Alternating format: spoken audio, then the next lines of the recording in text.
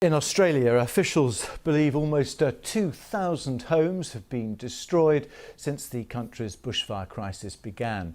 Firefighters are capitalising on the milder weather conditions to try and boost containment lines around the blazes engulfing southeastern Australia, as people there prepare for things to get worse later this week. Let's just get the very latest. Lucy has been looking at events over the past 12 hours. Weather events which can then generate lightning, which then in turn sparks more fires. These pictures released by firefighters in New South Wales again show us the extreme conditions in which these men and women are working. We've also got these pictures from a small town in New South Wales called Mogo. 3 is beginning to trend on social media, and the U.S. killing of Iran's General Qasem Soleimani has brought tensions in the Middle East to a new level.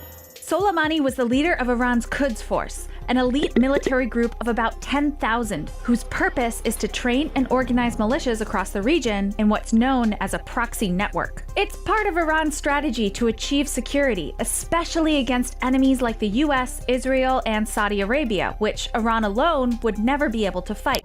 This is where a U.S. military strike took out Qasem Soleimani, the leader of Iran's elite Quds Force. Soleimani oversaw the Islamic Revolutionary Guard Corps' foreign military operations, supporting U.S.-designated terror groups in Lebanon, propping up the Assad regime in Syria, and spreading Iranian military influence in Iraq. Good morning, good morning, good morning!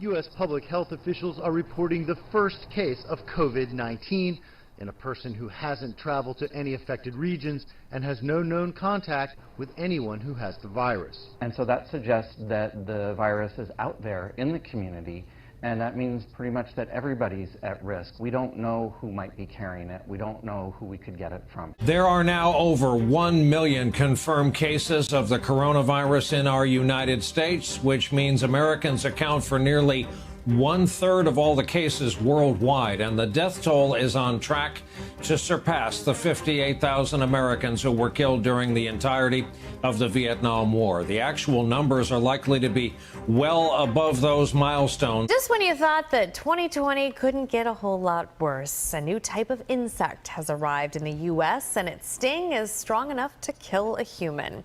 Greg Argos has more on who's most worried about the murder hornet and its similarity to another bug that is wreaking havoc in our area.